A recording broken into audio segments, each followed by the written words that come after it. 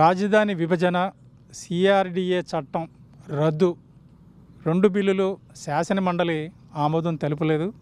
అయినప్పటికీ ఆంధ్రప్రదేశ్ ప్రభుత్వం ఈ బిల్లుల ఆమోదం కోసం గవర్నర్కు పంపాయి. దీనిని జనసేన ఏ విధంగా చూస్తుంది? ఈ ముఖ్యంగా 3 రాజధానులు, ఇక్కడ రాజధాని లేదు, లేదంటే రకరకాల కారణాల మీద మనకి శాసనసభలు మేము అసెంబ్లీలో తీర్మానం చేశాం కాబట్టి మనకి మండలిలో అవసరం లేదని చెప్పి, అలాగే రకరకాల టెక్నికాలిటీస్ పేరు మీద ఈ రోజున మళ్ళీ తీసుకెళ్ళి గవర్నర్ గారికి పంపించి ఆయన ఆమోదం కోసం ఈరోజు అందరూ వెయిట్ చేస్తూ ఉన్నారు.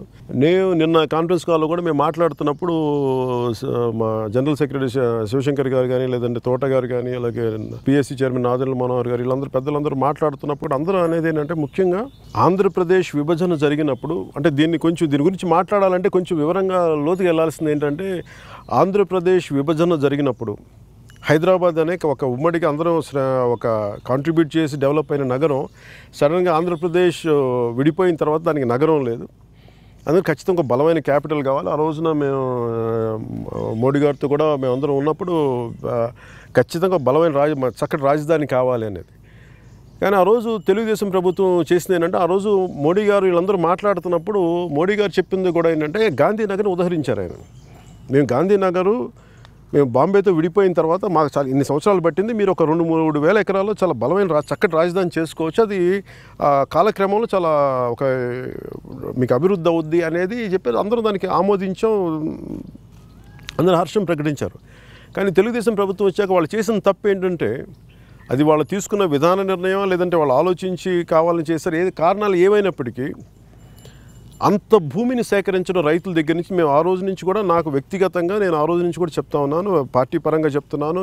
ఎందుకంటే ఇంత రైతుల దగ్గర నుంచి ఇన్ని భూములు సేకరించి సింగపూర్ తరహా రాజధాని కట్టాలి దీనికి. అంటే సింగపూర్ తరహా రాజధాని కట్టాలంటే సింగపూర్ లాంటి ఒక వ్యవస్థ ఉండాలి అక్కడ.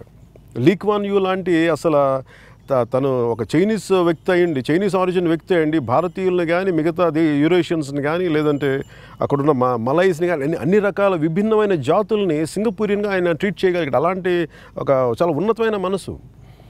అలాంటి రాజకీయ విధానం మనకి లేదు ఇక్కడ. అలాంటి రాజకీయ విధానం లేనప్పుడు సింగపూర్ తరహా రాజధాని అంటే ఇది కాన్సెప్ట్ అమ్మేయడానికి చేశారు తప్ప, అంతంత భూములు తీసుకున్నప్పుడు మొదటి నుంచి నాకున్న భయం, ఆ రోజున రైతులకి చెప్పాను, మొన్న కూడా రైతులకి చెప్పాను, ఈరోజు కూడా మాకు అనిపించింది, అంత భూములు తీసుకుంటే అది ఎప్పటికైనా ఇబ్బంది అవుద్ది ఒకవేళ అభివృద్ధి చేయనప్పుడు అనేది ఉంది. ఆ రోజున మరి అందరూ కూడా దానికి మద్దతు తెలిపారు. కానీ ఈరోజు నిజంగా నష్టపోతుంది, రైతులు నష్టపోతూ ఉన్నారు. జనసేన తరపు నుంచి మేము కోరుకుంటుంది కూడా, రైతులకి మేము ఖచ్చితంగా అండగా నిలబడతాం. మేము రైతులందరికీ అభివృద్ధి అనేది అన్ని చోట్ల జరగాలి, కానీ కేవలం రాజధానులు విడగొట్టినంత మాత్రాన అభివృద్ధి జరుగుద్ది అనేది కూడా, అది లాస్ట్ టైం మీకు సింగపూర్ తరహా రాజధాని అనే కాన్సెప్ట్ని ఎలా అమ్మారో తెలుగుదేశం పార్టీ నాయకులు, ఈసారి కూడా మనకి అధికార వికేంద్రీకరణ అని చెప్పేసి మళ్ళీ 3 రాజధానుల మీద చేయడం కూడా, ఇది కూడా అలాంటి కాన్సెప్ట్ అమ్మడం తప్ప ఇంకోసారి ప్రజలకి ఒక కళ చూపించడం తప్ప నిజానికి వాస్తవానికి అది ఏ రూపు దాల్చదు కూడా అవన్నీ.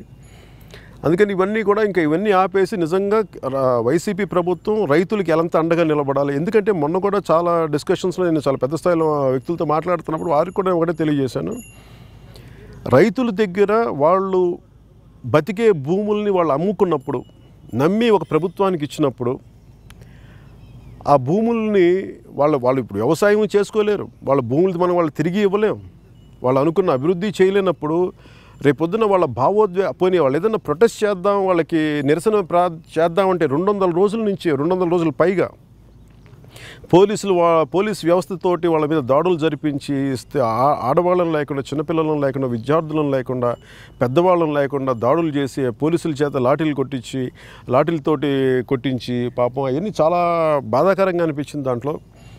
నిజంగా దాంట్లో ఏదైనా అవకతవకలు ఉంటే అవి సరిచేసి ముందుకు తీసుకెళ్లే విధానమే ఉండాలి తప్ప, దీనిని ఇలా చేస్తే నాకున్న భావన కానీ, నాకున్న భయం కూడా ఏంటంటే, ఇది ఇంకొక నందిగ్రామ్ అవ్వకూడదు అన్నదే మటుకు నాకు ఖచ్చితమైన ఒక అభిప్రాయం ఉంది నాకు. ఎందుకంటే ఇలాంటి భావోద్వేగాలు చాలా సున్నితంగా ఉండేవి, బయటికి కనిపించవు. చాలా దెబ్బలు తిని అవమానపడున్నారు. నందిగ్రామ్లో కొన్ని 1000 ఎకరాల లోపుకి అంత గొడవ జరిగింది దానికి. అలాంటిది ఈరోజు ఇన్ని వేల ఎకరాలకి దీన్ని నిర్లక్ష్యంగా వదిలేస్తే, రాష్ట్ర ప్రభుత్వం చిన్న సమస్య అని చెప్పి వదిలేస్తే మటుకు ఈ భావోద్వేగాల్లో తెలుగుదేశం పార్టీ కానీ, వైసీపీ పార్టీ వీళ్ళ ఆధిపత్య పోరులో నలిగిపోయేది రైతులు నలిగిపోతారు. వాళ్ళు ఇచ్చింది ఆంధ్రప్రదేశ్ ప్రభుత్వానికి, అది దృష్టిలో పెట్టుకుని రైతులకి అండగా నిలబడాలి. అది అన్ని పార్టీలు కూడా, భారతీయ జనతా పార్టీ కానీ, జనసేన కానీ, ఏ పార్టీలైనా సరే నిజంగా రైతులకు అండగా నిలబడాలని చెప్పేసి మనస్ఫూర్తిగా మేము మొదటి నుంచి అదే విధానం తీసుకుంటున్నాం.